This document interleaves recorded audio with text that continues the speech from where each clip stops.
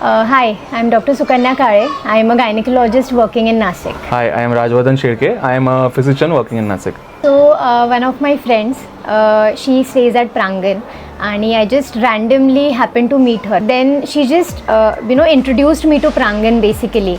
आणि त्या दिवशी जेव्हा मी बघितलं की there is so much here to discover, तेव्हा मला असं वाटलं की once we come and stay here in Prangan, I don't think की बाहेर अजून काही कशाला जायची गरज पडणार आहे. So we were a bit considered for Sara daughter की आम्ही दिवसभर थोडं वर्कमध्ये इन्वॉल्व्ड असतो. सो दिवसभर ती कशी ह्या गोष्टींसोबत कोपअप करणार आणि how do we get to spend quality time with her. So प्रांगणमध्ये आम्हाला ते बेसिकली मिळालं.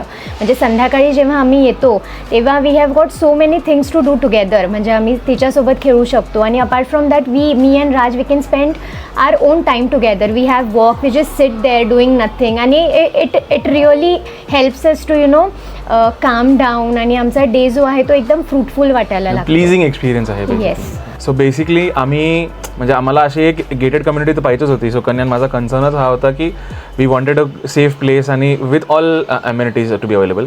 आम्ही बरेच ठिकाण बघितले होते. So there were something somewhere, the other thing somewhere else.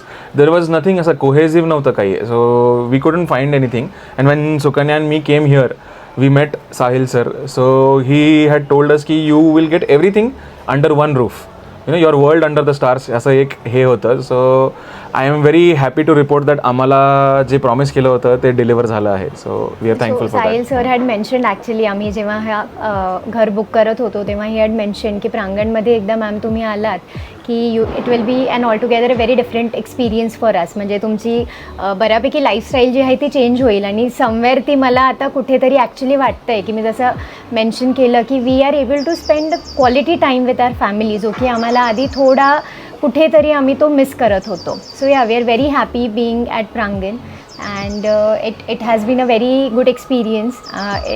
It's been recently that we've moved in, but we're happy to be here.